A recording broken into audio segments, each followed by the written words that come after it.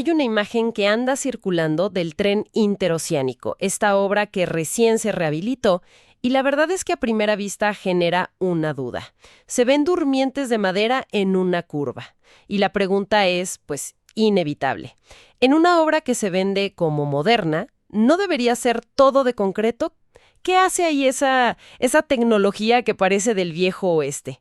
Hoy justo vamos a analizar a fondo una explicación técnica que ha salido sobre esto.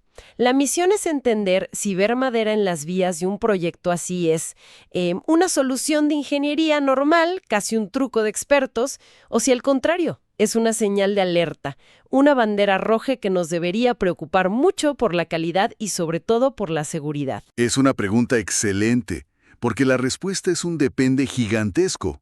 Y ahí está lo interesante. Por un lado, sí tiene una justificación de ingeniería muy clara, hasta elegante si quieres. Pero por otro lado, y aquí el contexto lo es todo, encontrar esa misma solución en un proyecto que se anuncia como modernización, híjole, puede ser un indicio de problemas muy serios. El diablo, como casi siempre, está en los detalles de cómo y por qué se hace. De acuerdo. A ver, vamos a desmenuzar esto. Quiero empezar por la defensa de la madera. Si un ingeniero quisiera justificar por qué la usó, ¿qué diría? Porque mi primer instinto es que es un retroceso, que es usar algo viejo para ahorrar. Es el instinto lógico, y no está del todo mal. Pero un ingeniero ferroviario, digamos, de la vieja escuela, te daría dos razones técnicas muy sólidas. La primera tiene que ver con un concepto que se llama sobresancho. Sobresancho. Suena a que algo se hizo más grande de lo que debía. Haz de cuenta. Piensa que un tren es una serie de cajas metálicas muy largas, muy rígidas, y una curva pues es curva. Cuando un vehículo así entra en una curva cerrada, las ruedas necesitan un poquito más de espacio lateral para poder girar sin forzarse, sin atascarse. Ah, ok. Para lograr eso, los rieles se tienen que separar unos cuantos milímetros más de lo normal. A ese ajuste mínimo, pero que es vital, se le llama sobresancho. Entiendo. Es darle un poco más de juego a las ruedas para que giren, digamos, cómodamente. ¿Pero qué tiene que ver la madera con eso? ¿No se puede hacer con concreto? Justo ahí está el punto clave. ¿Cómo logras ese ajuste milimétrico? En un durmiente de madera, tú puedes poner los clavos que sujetan el riel, pues prácticamente donde quieras. La madera es maleable. Si necesitas mover el riel 3 milímetros para afuera, pues clavas 3 milímetros más para allá. Ah, claro. Es como un lienzo en blanco. Puedes clavar donde se te antoje para lograr esa precisión. Exactamente. En cambio, un durmiente de concreto moderno es una pieza prefabricada. Viene de fábrica con los anclajes ya fijos, en una posición estándar. Modificar eso en el sitio es increíblemente complejo y caro. Se puede, pero necesitas piezas especiales, otros cálculos, se complica todo. Por eso, para curvas muy cerradas, la madera te da una solución más simple, barata y flexible para lograr el sobresancho perfecto. Ok, eso tiene muchísimo sentido práctico. Ya me convenciste de la primera razón. ¿Y la segunda? La segunda es la flexibilidad del material. El concreto es rigidísimo, es una roca. La madera, por su naturaleza, tiene cierto grado de elasticidad. Y eso, me imagino, es bueno para absorber impactos, ¿no? Precisamente. Cuando una mole de cientos de toneladas, como un tren, entra en una curva, ejerce unas fuerzas laterales brutales. Esa pequeña elasticidad de la madera ayuda a absorber parte de esas vibraciones. Funciona como un pequeño amortiguador a lo largo de toda la curva, y eso puede hacer el viaje un poco más suave y, estresar menos los componentes. El concreto, al ser tan rígido, transmite toda la vibración. Es perfecto para las rectas, donde quieres estabilidad total, pero en una curva, esa flexibilidad puede ser, en teoría, algo bueno. Entiendo. O sea, viéndolo desde esa perspectiva puramente técnica, no es una locura usar madera en una curva. Es una solución ingeniosa, casi artesanal, para dos problemas muy específicos: ajustar el ancho de vía y absorber vibraciones. Una técnica vieja, pero con una lógica que sigue siendo válida. Exacto. Y esa es la defensa técnica impecable. Si la conversación acabara aquí, diríamos, qué curiosidad de la ingeniería, y ya. El problema es que la conversación no termina aquí, porque esa frase que usaste, en teoría, es la clave de todo. Esas ventajas teóricas se pueden volver una pesadilla si no vemos el contexto. Aquí es a donde quería llegar. Porque una cosa es la teoría y otra es ver esa madera en una vía que se supone que se modernizó para trenes de pasajeros. Aquí es donde mi duda original regresa con todo. Si la madera es tan buena para absorber vibraciones, ¿dónde está el peligro? Suena a ventaja, no a un riesgo. El peligro aparece cuando combinas esa flexibilidad con la rigidez del otro material. Hablemos del primer riesgo, el cambio brusco de rigidez. Esto es física pura. Tienes un tren viajando a buena velocidad sobre durmientes de concreto en la recta. La vía es dura, estable. Ok, todo bien. Pero de repente, en una fracción de segundo, el tren entra a la curva y la base sobre la que corre pasa de ser una roca a ser un material elástico. Se produce un efecto de rebote. Si la transición entre el concreto y la madera no es perfecta, si no hay una zona de transición gradual y bien diseñada, el cambio es tan brusco que te puede desestabilizar toda la suspensión del tren. Claro. Es como ir en un coche por una autopista de asfalto perfecto y sin bajar la velocidad entrar de golpe a un tramo de terracería.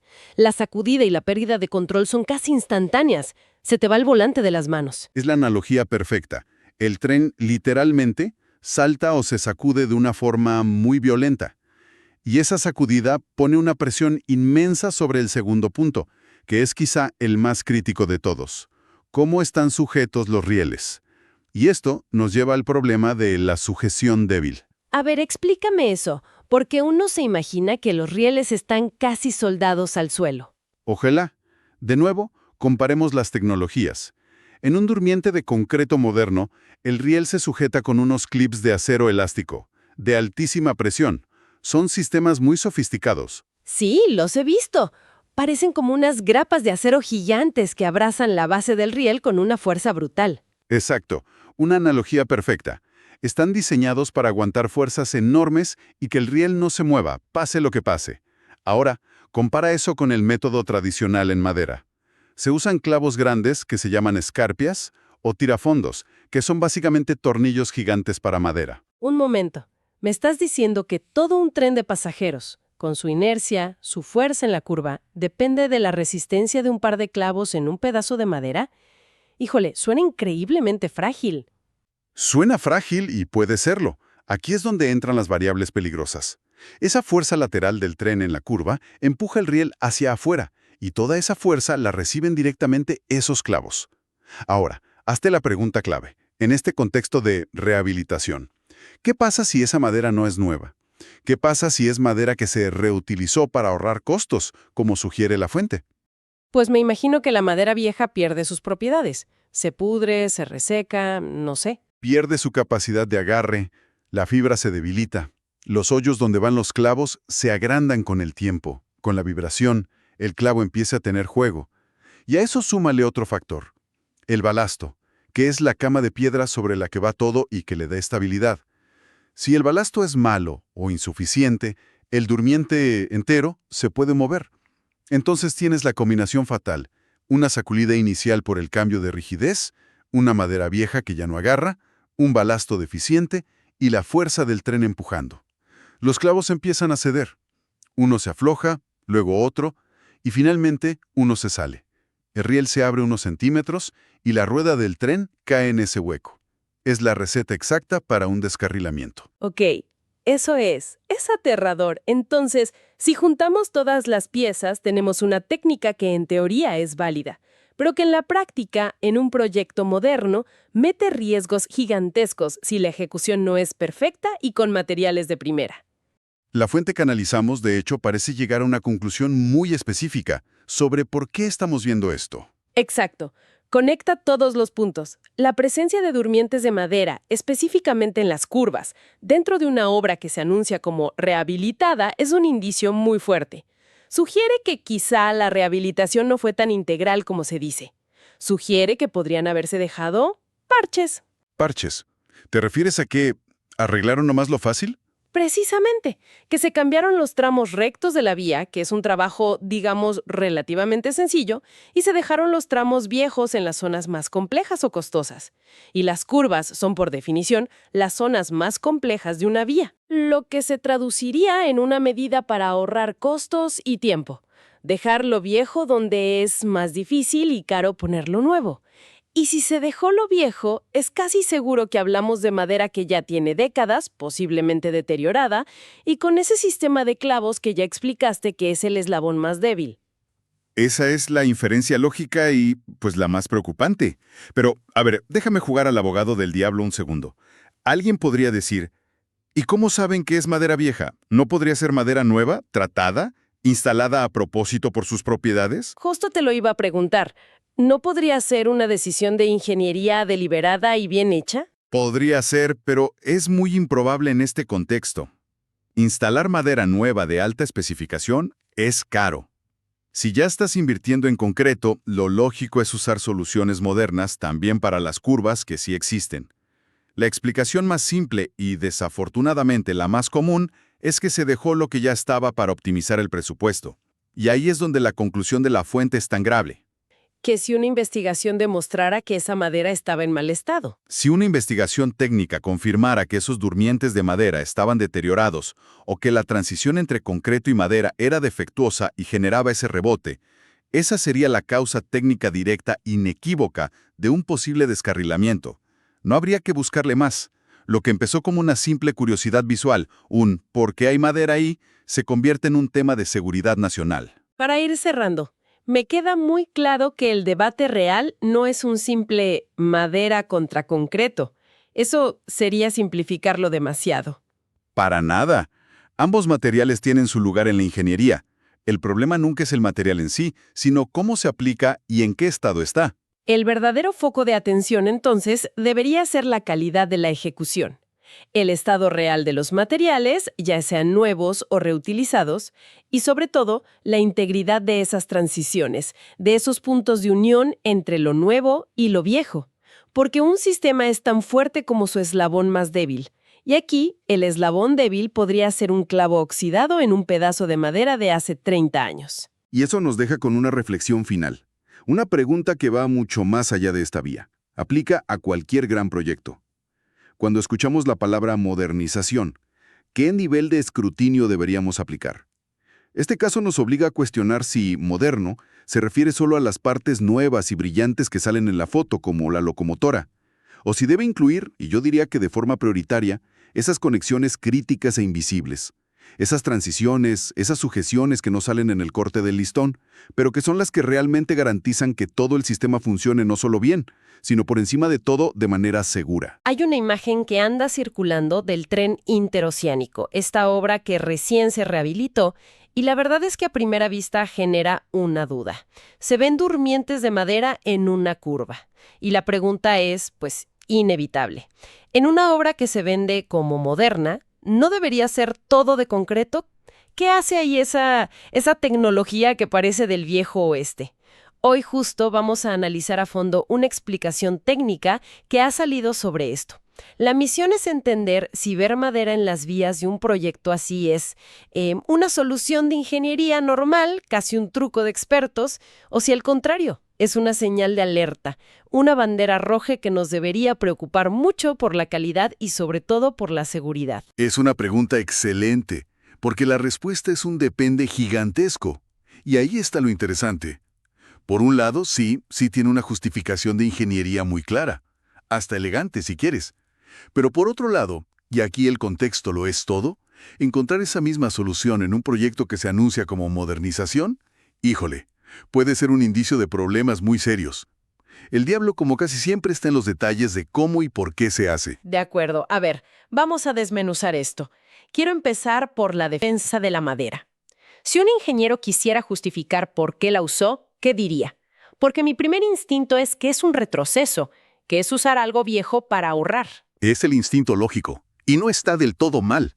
Pero un ingeniero ferroviario, digamos, de la vieja escuela, te daría dos razones técnicas muy sólidas. La primera tiene que ver con un concepto que se llama sobresancho. Sobresancho. Suena a que algo se hizo más grande de lo que debía. Haz de cuenta. Piensa que un tren es una serie de cajas metálicas muy largas, muy rígidas, y una curva pues es curva. Cuando un vehículo así entra en una curva cerrada, las ruedas necesitan un poquito más de espacio lateral para poder girar sin forzarse, sin atascarse. Ah, ok. Para lograr eso, los rieles se tienen que separar unos cuantos milímetros más de lo normal. A ese ajuste mínimo, pero que es vital, se le llama sobresancho. Entiendo. Es darle un poco más de juego a las ruedas para que giren, digamos, cómodamente. ¿Pero qué tiene que ver la madera con eso? ¿No se puede hacer con concreto? Justo ahí está el punto clave. ¿Cómo logras ese ajuste milimétrico? En un durmiente de madera, tú puedes poner los clavos que sujetan el riel, pues prácticamente donde quieras. La madera es maleable. Si necesitas mover el riel 3 milímetros para afuera, pues clavas 3 milímetros más para allá. Ah, claro. Es como un lienzo en blanco. Puedes clavar donde se te antoje para lograr esa precisión. Exactamente. En cambio, un durmiente de concreto moderno es una pieza prefabricada. Viene de fábrica con los anclajes ya fijos, en una posición estándar. Modificar eso en el sitio es increíblemente complejo y caro. Se puede, pero necesitas piezas especiales, otros cálculos, se complica todo. Por eso, para curvas muy cerradas, la madera te da una solución más simple, barata y flexible para lograr el sobresancho perfecto. Ok, eso tiene muchísimo sentido práctico. Ya me convenciste de la primera razón. ¿Y la segunda? La segunda es la flexibilidad del material. El concreto es rigidísimo, es una roca. La madera, por su naturaleza, tiene cierto grado de elasticidad. Y eso, me imagino, es bueno para absorber impactos, ¿no? Precisamente. Cuando una mole de cientos de toneladas, como un tren, entra en una curva, ejerce unas fuerzas laterales brutales. Esa pequeña elasticidad de la madera ayuda a absorber parte de esas vibraciones. Funciona como un pequeño amortiguador a lo largo de toda la curva, y eso puede hacer el viaje un poco más suave y, estresar menos los componentes. El concreto, al ser tan rígido, transmite toda la vibración. Es perfecto para las rectas, donde quieres estabilidad total, pero en una curva, esa flexibilidad puede ser, en teoría, algo bueno. Entiendo. O sea, viéndolo desde esa perspectiva puramente técnica, no es una locura usar madera en una curva. Es una solución ingeniosa, casi artesanal, para dos problemas muy específicos: ajustar el ancho de vía y absorber vibraciones. Una técnica vieja, pero con una lógica que sigue siendo válida. Exacto. Y esa es la defensa técnica impecable. Si la conversación acabara aquí, diríamos, qué curiosidad de la ingeniería, y ya. El problema es que la conversación no termina aquí, porque esa frase que usaste, en teoría, es la clave de todo. Esas ventajas teóricas se pueden volver una pesadilla si no vemos el contexto. Aquí es a donde quería llegar. Porque una cosa es la teoría y otra es ver esa madera en una vía que se supone que se modernizó para trenes de pasajeros. Aquí es donde mi duda original regresa con todo. Si la madera es tan buena para absorber vibraciones, ¿dónde está el peligro? Suena a ventaja, no a un riesgo. El peligro aparece cuando combinas esa flexibilidad con la rigidez del otro material. Hablemos del primer riesgo, el cambio brusco de rigidez. Esto es física pura. Tienes un tren viajando a buena velocidad sobre durmientes de concreto en la recta. La vía es dura, estable. Ok, todo bien. Pero de repente, en una fracción de segundo, el tren entra a la curva y la base sobre la que corre pasa de ser una roca a ser un material elástico. Se produce un efecto de rebote.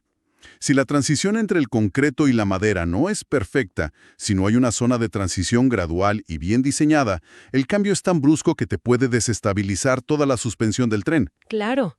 Es como ir en un coche por una autopista de asfalto perfecto y sin bajar la velocidad entrar de golpe a un tramo de terracería. La sacudida y la pérdida de control son casi instantáneas. Se te va el volante de las manos. Es la analogía perfecta. El tren literalmente salta o se sacude de una forma muy violenta. Y esa sacudida pone una presión inmensa sobre el segundo punto, que es quizá el más crítico de todos. ¿Cómo están sujetos los rieles? Y esto nos lleva al problema de la sujeción débil. A ver, explícame eso, porque uno se imagina que los rieles están casi soldados al suelo. Ojalá. De nuevo, comparemos las tecnologías. En un durmiente de concreto moderno, el riel se sujeta con unos clips de acero elástico, de altísima presión. Son sistemas muy sofisticados. Sí, los he visto. Parecen como unas grapas de acero gigantes que abrazan la base del riel con una fuerza brutal. Exacto, una analogía perfecta. Están diseñados para aguantar fuerzas enormes y que el riel no se mueva, pase lo que pase. Ahora, compara eso con el método tradicional en madera. Se usan clavos grandes que se llaman escarpias o tirafondos, que son básicamente tornillos gigantes para madera. Un momento. ¿Me estás diciendo que todo un tren de pasajeros, con su inercia, su fuerza en la curva, depende de la resistencia de un par de clavos en un pedazo de madera? Híjole, suena increíblemente frágil. Suena frágil y puede serlo. Aquí es donde entran las variables peligrosas. Esa fuerza lateral del tren en la curva empuja el riel hacia afuera, y toda esa fuerza la reciben directamente esos clavos. Ahora, hazte la pregunta clave, en este contexto de rehabilitación. ¿Qué pasa si esa madera no es nueva? ¿Qué pasa si es madera que se reutilizó para ahorrar costos, como sugiere la fuente? Pues me imagino que la madera vieja pierde sus propiedades. Se pudre, se reseca, no sé. Pierde su capacidad de agarre, la fibra se debilita, los hoyos donde van los clavos se agrandan con el tiempo, con la vibración, el clavo empieza a tener juego. Y a eso súmale otro factor, el balasto, que es la cama de piedra sobre la que va todo y que le da estabilidad. Si el balasto es malo o insuficiente, el durmiente entero se puede mover. Entonces tienes la combinación fatal, una sacudida inicial por el cambio de rigidez, una madera vieja que ya no agarra, un balasto deficiente y la fuerza del tren empujando. Los clavos empiezan a ceder. Uno se afloja, luego otro, y finalmente uno se sale.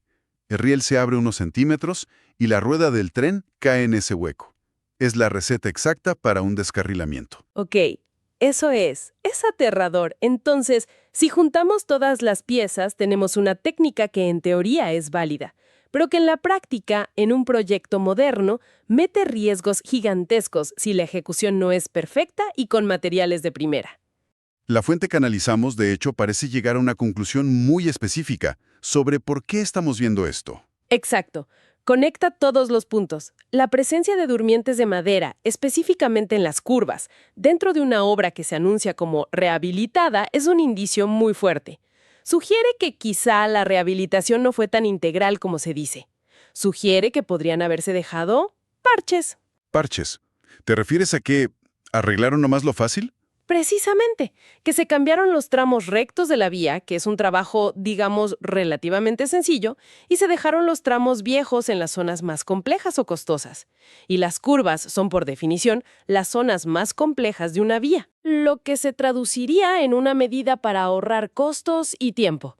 Dejar lo viejo donde es más difícil y caro ponerlo nuevo.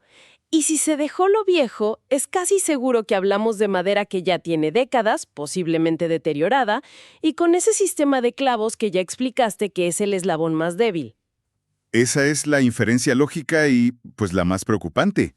Pero, a ver, déjame jugar al abogado del diablo un segundo. Alguien podría decir, ¿y cómo saben que es madera vieja? ¿No podría ser madera nueva, tratada, instalada a propósito por sus propiedades? Justo te lo iba a preguntar. ¿No podría ser una decisión de ingeniería deliberada y bien hecha? Podría ser, pero es muy improbable en este contexto. Instalar madera nueva de alta especificación es caro. Si ya estás invirtiendo en concreto, lo lógico es usar soluciones modernas también para las curvas que sí existen. La explicación más simple y, desafortunadamente, la más común es que se dejó lo que ya estaba para optimizar el presupuesto. Y ahí es donde la conclusión de la fuente es tan grave. Que si una investigación demostrara que esa madera estaba en mal estado. Si una investigación técnica confirmara que esos durmientes de madera estaban deteriorados o que la transición entre concreto y madera era defectuosa y generaba ese rebote, esa sería la causa técnica directa inequívoca de un posible descarrilamiento. No habría que buscarle más. Lo que empezó como una simple curiosidad visual, un ¿por qué hay madera ahí?, se convierte en un tema de seguridad nacional. Para ir cerrando, me queda muy claro que el debate real no es un simple madera contra concreto. Eso sería simplificarlo demasiado. Para nada. Ambos materiales tienen su lugar en la ingeniería. El problema nunca es el material en sí, sino cómo se aplica y en qué estado está. El verdadero foco de atención, entonces, debería ser la calidad de la ejecución. El estado real de los materiales, ya sean nuevos o reutilizados, y sobre todo, la integridad de esas transiciones, de esos puntos de unión entre lo nuevo y lo viejo. Porque un sistema es tan fuerte como su eslabón más débil. Y aquí, el eslabón débil podría ser un clavo oxidado en un pedazo de madera de hace 30 años. Y eso nos deja con una reflexión final. Una pregunta que va mucho más allá de esta vía. Aplica a cualquier gran proyecto. Cuando escuchamos la palabra modernización, ¿qué nivel de escrutinio deberíamos aplicar? Este caso nos obliga a cuestionar si moderno se refiere solo a las partes nuevas y brillantes que salen en la foto, como la locomotora, o si debe incluir, y yo diría que de forma prioritaria, esas conexiones críticas e invisibles, esas transiciones, esas sujeciones que no salen en el corte del listón, pero que son las que realmente garantizan que todo el sistema funcione no solo bien, sino por encima de todo de manera segura.